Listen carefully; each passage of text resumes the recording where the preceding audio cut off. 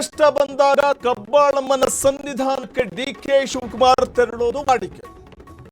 ಈ ಬಾರಿ ಸಿಎಂ ಸ್ಥಾನ ಅವರಿಗೆ ದಕ್ಕುತ್ತಿದೆ.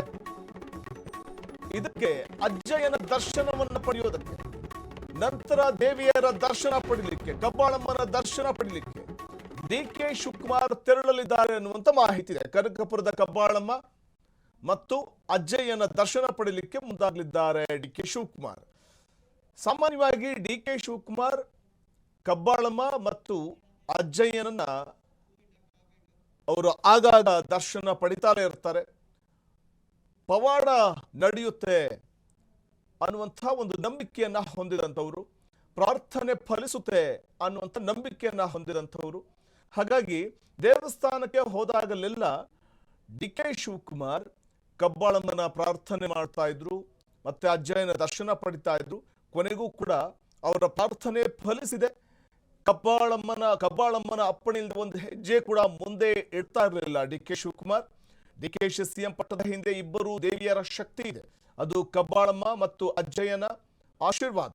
ಕನಕಪುರದ ಕಬ್ಬಾಳಮ್ಮ ಮತ್ತು ಕೆಂಕೇರಮ್ಮ ಇಬ್ಬರು ದೇವಿಯರ ಆಶೀರ್ವಾದ ಕೂಡ ಡಿಕೆ ಶಿವಕುಮಾರ್ ಅವರು ಇವತ್ತು ಸಿಎಂ ಆಗಲಿಕ್ಕೆ ಪ್ರಮುಖ ಕಾರಣ ಅನ್ನುವಂಥ ಮಾತಿದೆ.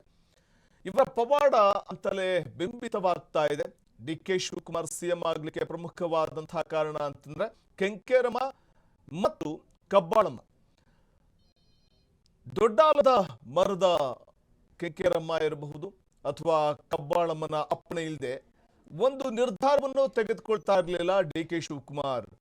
ಇಬ್ಬರು ದೇವಿಯರ ಶಕ್ತಿ ಡಿಕೆಶಿ ಸಿಎಂ ಪಟ್ಟದ ಹಿಂದೆ ಇದೆ ಅಂತಲೇ ಬಣಿಸಲಾಗ್ತಾ ಇದೆ. ಕನಕಪುರದ ಕಬ್ಬಾಳಮ್ಮ ಮತ್ತು ಕೆಂಕೇರಮ್ಮ ಎರಡೂ ದೇವರನ್ನ ಬಹಳವಾಗಿ ನಂಬ್ತಾರೆ. ಪವಾಡವಾದಂತಹ ಅಂದ್ರೆ ಪವಾಡವನ್ನ ಸೃಷ್ಟಿ ಮಾಡುವಂತಹ, ಪವಾಡದ ಪ್ರತ್ಯಕ್ಷ ಸಂಕ್ರಮಣವನ್ನೇ ಸೃಷ್ಟಿ ಮಾಡುವಂತಹ ಇಬ್ಬರು ಶಕ್ತಿ ದೇವತೆಗಳ ಆಶೀರ್ವಾದ ಡಿಕೆ ಶಿವಕುಮಾರ್ ಇವತ್ತು ಸಿಎಂ ಗದ್ದುಗೆ ಒಲಿದು ಬರಲಿಕ್ಕೆ ಪ್ರಮುಖ ಕಾರಣ ಅಂತಲೇ ಬಣ್ಣಿಸಲಾಗ್ತಾ ಇದೆ. ಡಿಕೆ ಶಿವಕುಮಾರ್ ಕೂಡ ಅಷ್ಟೇನೆ ದೇವರ ಆಶೀರ್ವಾದವನ್ನು ಪಡಿಬೇಕು ಅಂತಂದಾಗ ಕಬ್ಬಾಳಮ್ಮ ಮತ್ತು ಕೆಂಕೇರಮ್ಮ ಇಬ್ಬರೂ ದೇವಿಯರ ಕುರಿತಾಗಿ ಅಪಾರವಾದಂತಹ ಭಕ್ತಿ ಶ್ರದ್ಧೆಯನ್ನ ಹೊಂದಿದಂಥವ್ರು.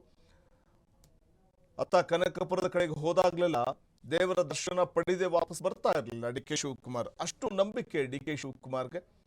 ಸೊ ಹಾಗಾಗಿ ಮತ್ತೆ ಅಜ್ಜಯ್ಯನ ದರ್ಶನ ಕೂಡ ಪಡ್ಕೊಂಡು ಬರುವಂಥದ್ದು ವಾಡಿಕೆ.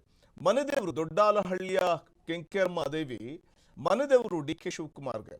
ಸಹಜವಾಗಿಯೇ ಮನೆದೇವರ ಒಂದು ಆಶೀರ್ವಾದ ಈ ಸಂದರ್ಭದಲ್ಲಿ ಡಿಕೆ ಶಿವಕುಮಾರ್ ಅವರಿಗೆ ಸಿಎಂ ಪಟ್ಟ ಒಲಿದು ಬರಲಿಕ್ಕೆ ಪ್ರಮುಖವಾದಂತಹ ಕಾರಣ ಅಂತಲೇ ಬಣ್ಣಿಸಲಾಗ್ತಾ ಇದೆ. ನಾವು ಫೋಟೋದಲ್ಲಿ ಏನು ಗಮನಿಸ್ತಾ ಇದ್ದೀವಿ, ಇಬ್ಬರು ದೇವಿಯರ ಒಂದು ಅನುಗ್ರಹ ಆಶೀರ್ವಾದ ಡಿಕೆ ಶಿವಕುಮಾರ್ಗೆ ಲಭ್ಯವಾಗಿದೆ ಅನ್ನುವಂಥದ್ದು ಕೇಳಿ ಬರ್ತಾ ಇರುವಂತಹ ಮಾತು. ಕನಕಪುರದ ಕಡೆಗೆ ಹೋದಂತಹ ಸಂದರ್ಭದಲ್ಲಿ ತಮ್ಮ ಮನೆದೇವರು ಕೆಂಕೇರಮ್ಮ ಇರಬಹುದು ಅಥವಾ ಕಬ್ಬಾಳಮ್ಮ ದೇವಸ್ಥಾನಕ್ಕೆ ಹೋಗದೆ ಬರ್ತಿರಲಿಲ್ಲ ಡಿಕೆಶಿ. ಅಲ್ಲಿ ಹೋಗಿ ತನಗೆ ಏನೇ ಸಂಕಷ್ಟಗಳು ಎದುರಾದಂತಹ ಸಂದರ್ಭದಲ್ಲಿ ಈ ವೇಳೆ ದೇವಿಯರ ಬಳಿ ತಮ್ಮ ನೋವುಗಳನ್ನ ನಿವೇದಿಸಿಕೊಂಡು ಬರ್ತಾ ಇದ್ದಂಥವರು ಡಿಕೆ ಶಿವಕುಮಾರ್ ಅವರಿಗೆ.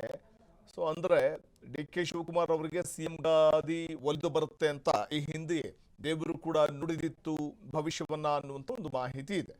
ಸೊ ಹಾಗಾಗಿ ದೇವರ ಅನುಗ್ರಹ ನಿಜವಾದಂತೆ ಕಾಣಿಸ್ತಿರುವಂಥದ್ದು. ಡಿಕೆ ಶಿವಕುಮಾರ್ ಸಿಎಂ ಆಗುವಂತಹ ಒಂದು ದಿನ ಹತ್ತಿರ ಬರ್ತಾ ಇದೆ.